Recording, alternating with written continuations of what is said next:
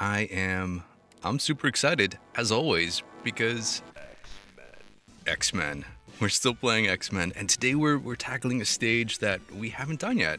I guess it's called, I don't know, the Volcanic Base. I don't really know if these stages have actual official names, but from what I've read online, we're gonna go with Volcanic Base.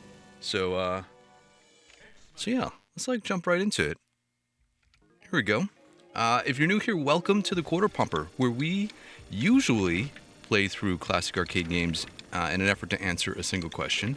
That is, how much would these arcade games cost us to beat as a kid when we saw them in an arcade?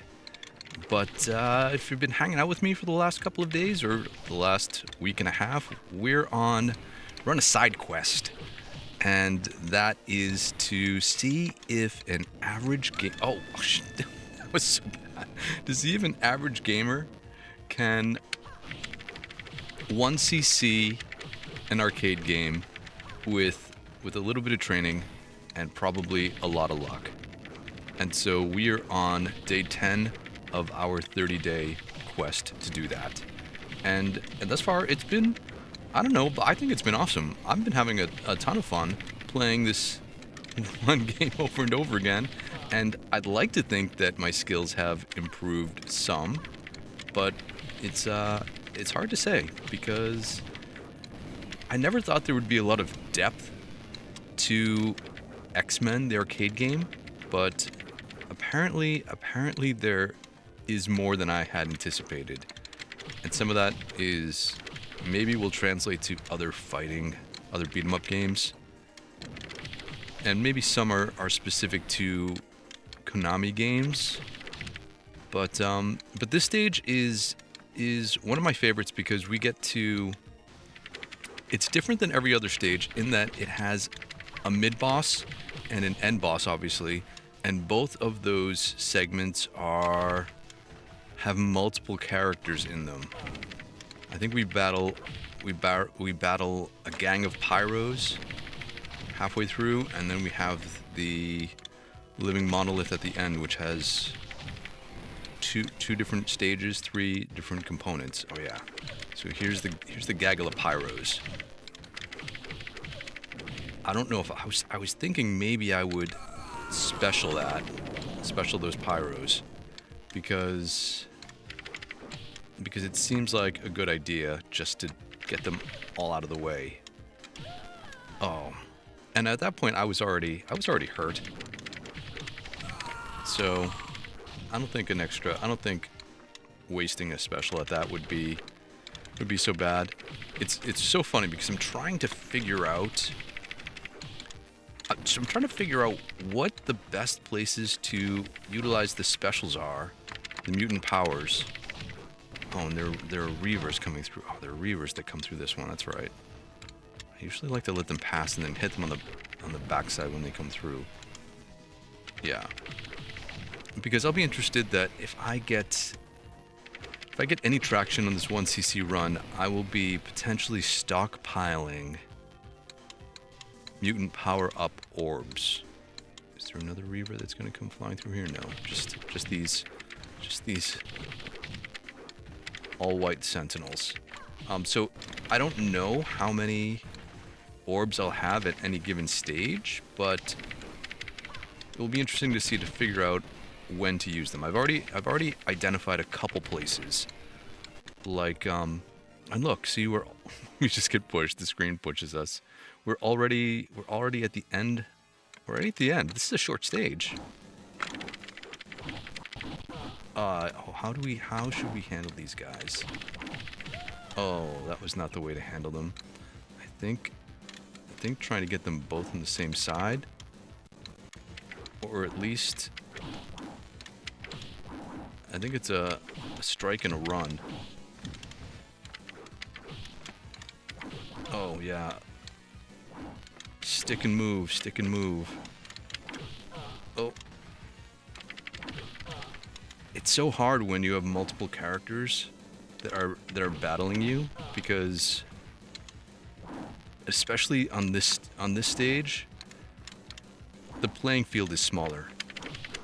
Oh no.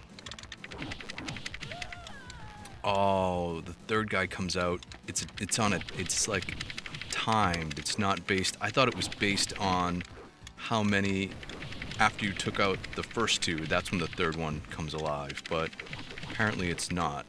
It's timing based. So if you wait too long, he'll come out automatically. That's good to know that there is some sense of urgency to take out the first two. But the playing space is, yeah, sometimes it's smaller. I guess it's not smaller on this one. I feel like on the Juggernaut stage, you can't step like here where I am on the part of the ruins. But apparently here, you can step on their pedestals. Yeah, see? That wasn't so bad. That's a short stage, short and sweet. Let's check the chat here. Strange Eon, welcome. How are you? Good to see you again. The following, the hollowed out volcano 30 years ago was endowed by Dr. Evil. Yeah. Yeah, it feels like the quintessential evil base. Ken S, how are you? What's going on? Stone Cold getting it. And that's the bottom line, because Stone Cold said so. Feral Inferno, hey, what's going on? How are you? I saw your stream this morning. It was a lot of fun. You watched, you did a live reaction to the Nintendo Direct stream with the Switch 2 announcements, and yeah, there were some really interesting things in there. Strange Eon says it's been fun. Few record the journey, only the end result. Yeah, it's funny because I was thinking about just doing that, just recording, documenting the beginning and the end, but then I thought, hey, what happens if you stream all of this every day for 30 days? I think part of the way I'm wired is to multitask things. And so when I started this channel, I'm like, hey, I'm just gonna do all the things and not worry about it. And apparently that is live stream every single day. Something I did not think I was necessarily capable of. Oh, this feels dicey. Oh, this feels so dicey. How do I get past this flame without falling off? Can I can just walk up here. Okay. Oh, but I can't walk down. Oh, that's it. Okay. Note to self, whatever you do not get caught in the flame. Like I say all along, flame and flame weapons in these games feel OP. They feel like overpowered, whether it is a flamethrower in Metal Slug or one of those other run and gun games, or if an enemy shoots fire at you. I mean, those turrets that have fire, yeah, they knocked you down and then they trapped me. Did I don't know if I died yet or not. Did I die from the fire? Oh, well, I did there. The goal for me in these training sessions is to familiarize myself with the enemy patterns, remember where things are, figure out places to make mental notes so that when I come back later,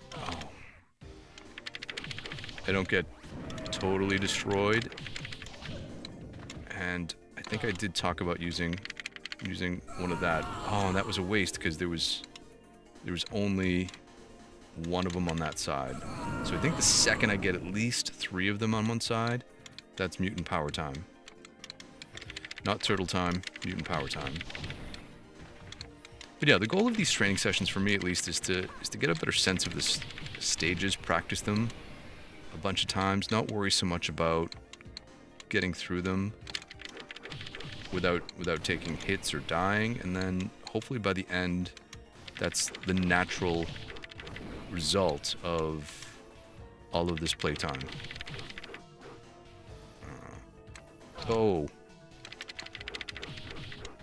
Okay, Reaver. He still didn't blow up.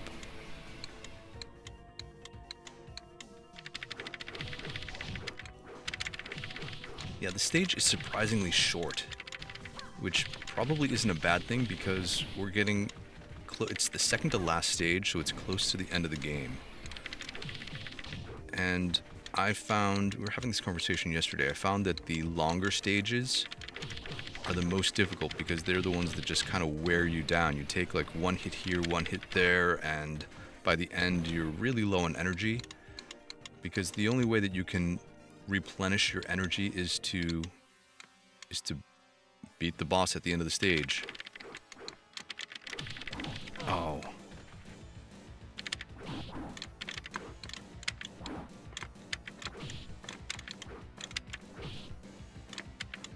One for you, one for you, one for you, and one for me.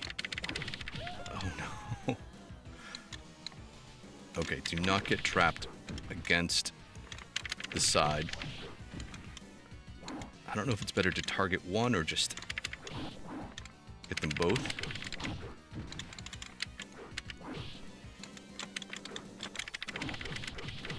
I think when they're both in this, like, together, that's a good double hit moment. Okay. It wasn't so bad. Ooh, he's got laser eyes. And a big swing. Oh, oh.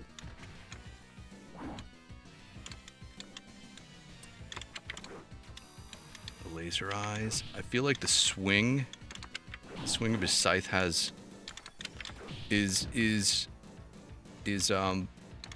not entirely what you would think. I think it only hits in front of him. It doesn't. You think it would feel like it would hit you if you were standing at a kind of diagonal from him, but I think it only hits you if you're standing directly in front of him. So it's not like an arcing attack. It's still a single direction attack. But it feels like it would be like an arcing attack.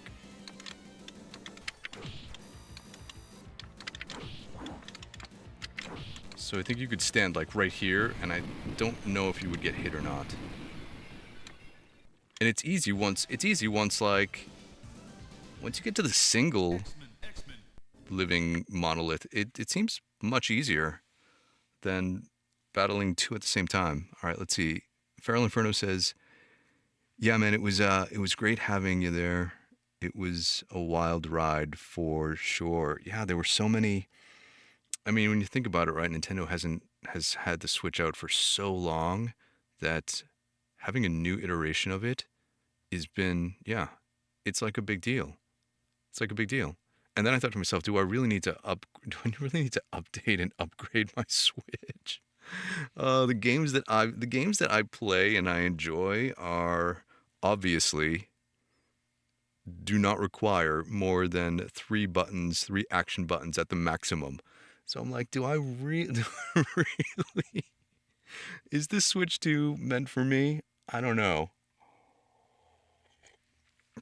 But then Nintendo goes and releases, when you have their online subscription, they release all of those retro games and consoles that I do greatly enjoy. And so, yeah, maybe we'll see.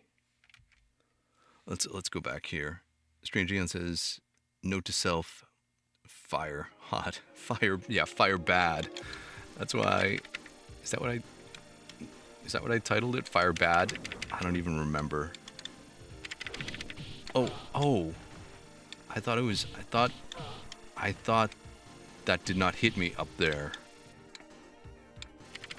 Like, I thought it was... Wait a second. Wait a second. Wait, let's start this again. Let's go back.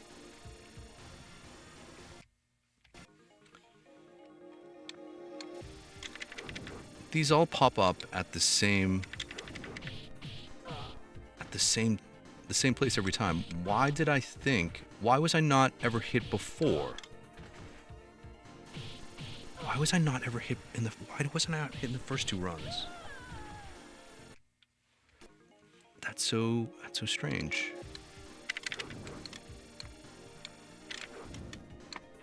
Okay, so I guess we have to... Do I jump over this now? Oh, I guess I can just wait. I don't want to get the bomb. If you wait too long, you get a bomb to the head. I guess I'll just end up doing that.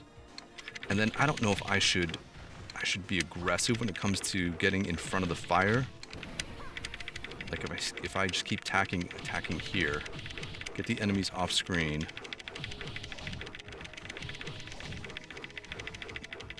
Maybe they won't circle behind me because of the... Oh. Yeah, that might be the strat for this particular section. That was much better. So, rush over the bridge so you can take out all of those enemies. One of the strategies that I've been utilizing is taking advantage of some of the actual geometry of the game to herd enemies, or to lure enemies into certain areas, or to protect myself from certain angles of attack. And it's something that I just hadn't even thought about when I first played through these games, and I definitely did not think about it when I was a kid. I wasn't like, hey, I gotta think about the geometry of this game to protect myself better. I was literally pumping quarters in to get as far as I can without and mashing buttons. But the more I play this game in specific, the more I'm like, you know what? It feels like it is 1cc'able. Oh yeah, the pyros. Yeah, see, that's definitely, that feels like an appropriate mutant power time. But yeah, this game definitely feels like it could be 1cc'able, if 1cc'able is actually a word. I think the Reavers come next. How do I not take hits from that? I guess I stand, like, closer to the back and get him on the turn. Yeah, we'll get him on the turn. I think there are 3. And then some more sentinels.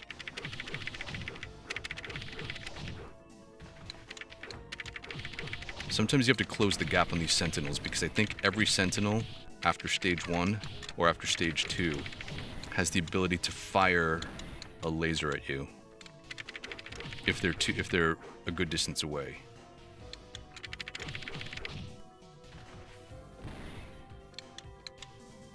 Yeah, man, take your time, okay. Okay. Nope. Nope. Nope. Oh. Yeah, see, his first swing didn't hit me because it wasn't in that directly in front of him place. So they can't really hit you, I think, on the diagonal. But I think I was standing in front of him that time. Oh my gosh, the second guy. Ah.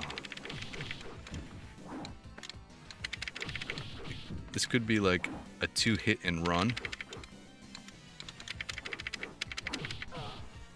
Oh, that was a little on the diagonal, but like, see, he couldn't hit me there when I'm standing here. Oh, oh. Oh, man. Oh, this is bad news. I wonder if I could just take out the yellow guy, and then if they all die. Let's try that. Let's take out the yellow guy and see if they all die.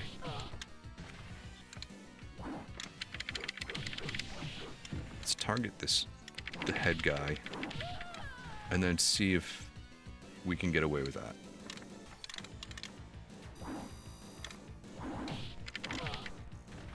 There's so many attacks. So many attacks.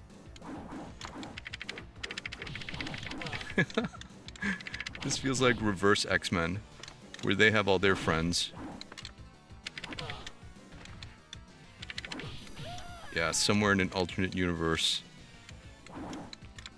the living monolith is streaming on TubeU, and they're like, "Hey, we're taking on storms tonight. Let's squat up. Is that what the kids say? I don't even know. I don't know why I tried a little kid voice. Okay. Alright, so that answers that question. You do need to take them all out to complete the stage. So the sooner we take out those first couple guys, the better. Yeah. Alright, so that answers that. Yeah. Feral Inferno says, the off-screen button mashing at the bridge is the strat because it funnels the enemies. Yeah, it totally does. I think that certain enemies don't attack or use certain attacks when they are off-screen. And so, like, the ones with the cannons, I don't think shoot their cannons when they're off-screen.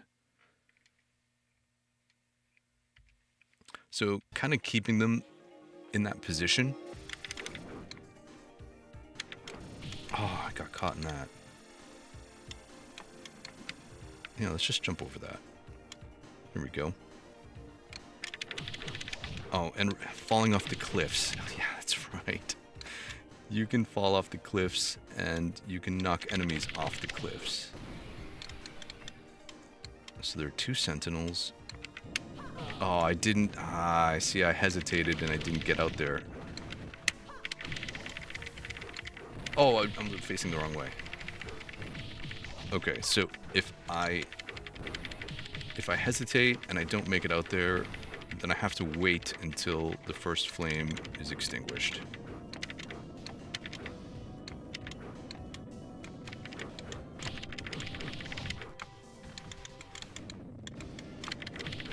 And I just took a hit because I got greedy. So I wanted to hit that flame from behind. I wonder if those things turn around. Oh, what's kind of cool is, like, look, if you look in the bottom corner, it has what looks like a fuel tank, that red fuel tank. That's kind of cool. Oh, no. Alright, I took all those out. Is it Pyro now? Does Pyro come flying out here? Nope. Some more of these guys first.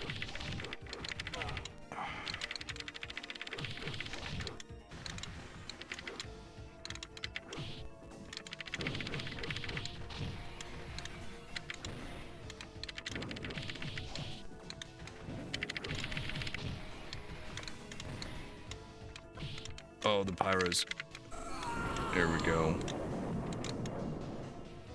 Worth it. Oh, that was not worth it, though. I think the problem is I won't be able to... Oh. Did I advance too far, and that's why all 3 of those guys came out? I think I did.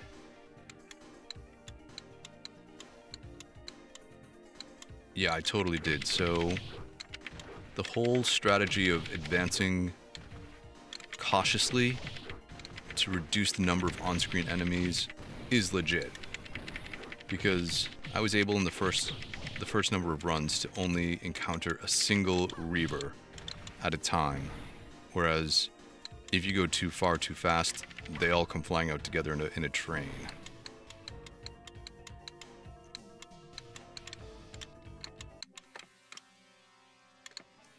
Maybe we take out this guy at the bottom first. Or just swing at nothing. Oh. Oh no.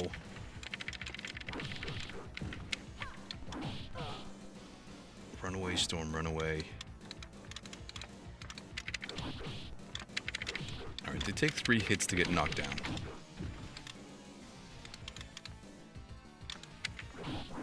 Oh, the second guy. Always that second guy.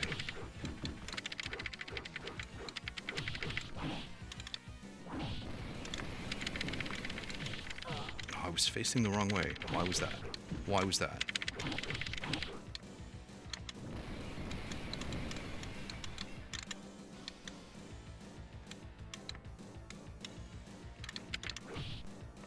Okay, 1, 2, 3. 1, Laser.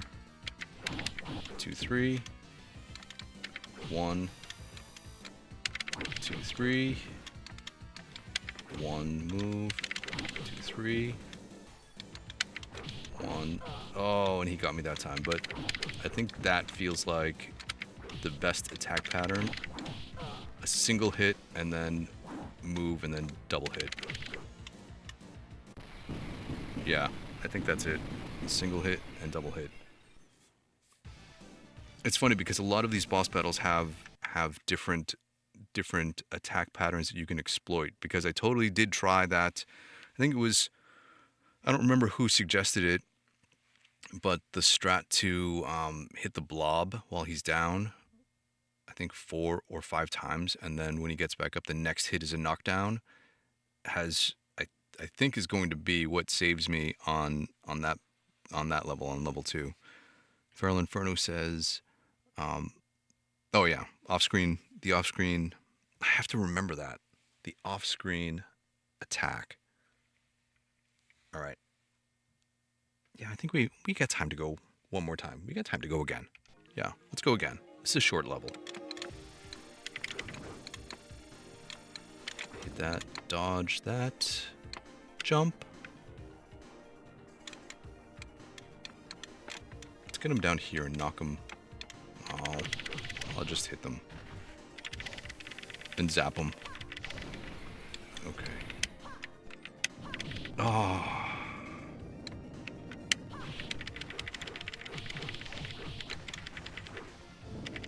This one guy. Oh, it's done. It's over. It's over. That was not the way to do it. That was not the way. Oh, he was still alive.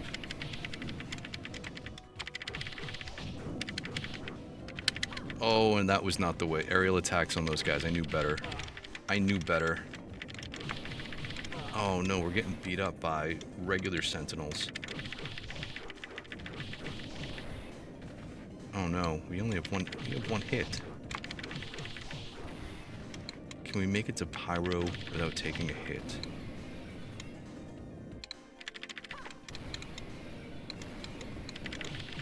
If I go slow...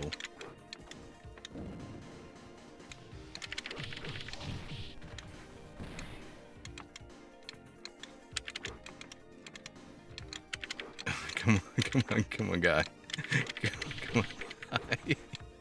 It's like we're doing a dance. Fortunately, his cannon is super easy to dodge, but not when 2 more guys come up from behind. Ah, that's okay. I still have to remind myself, man. We are only at day 10. We still have 20 more days to get good at this game. Oh.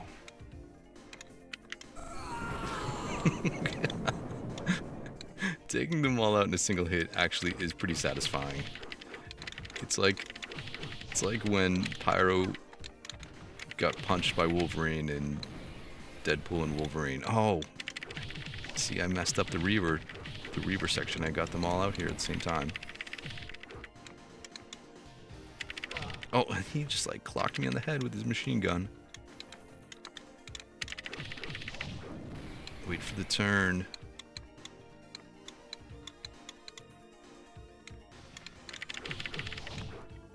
Okay.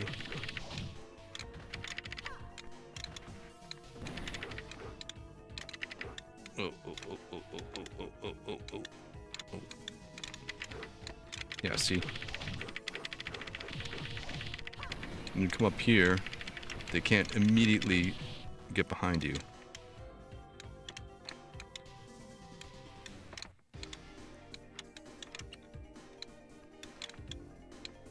I want to get them before. I want to get them before we get pushed into the living monolith.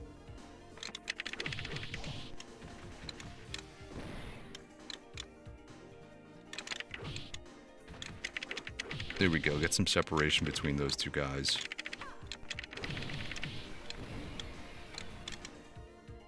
Is that it? Was that it? I think that was it. Okay. 1, 1, 2. Let's do this.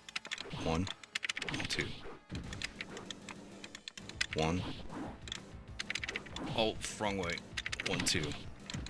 1 for you. 1, 2. 1 for you. Oh. 1. 1. No. 1. 1. Oh.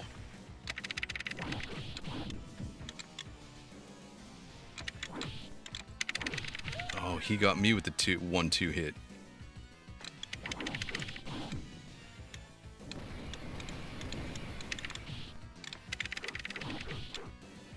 Okay, bring it. Bring it, big guy.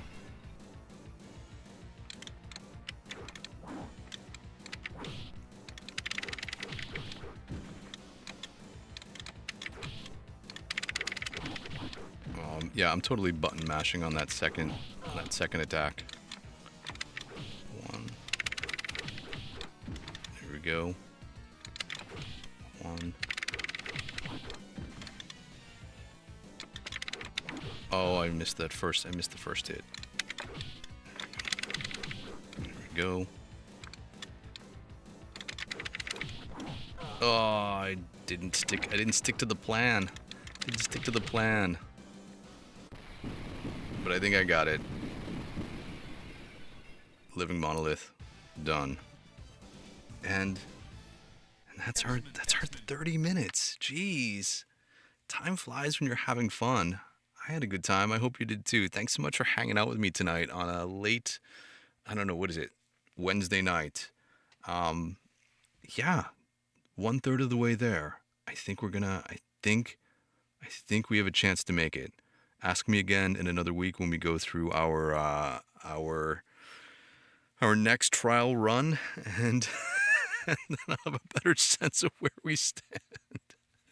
Anyways, I'm also looking forward to doing more of the level before this because it has another dual boss layout. It has the White Queen and Juggernaut, and so it's a lengthier level, which is one of the ones I think will be most difficult. So I've been kind of putting that one off for a little bit longer.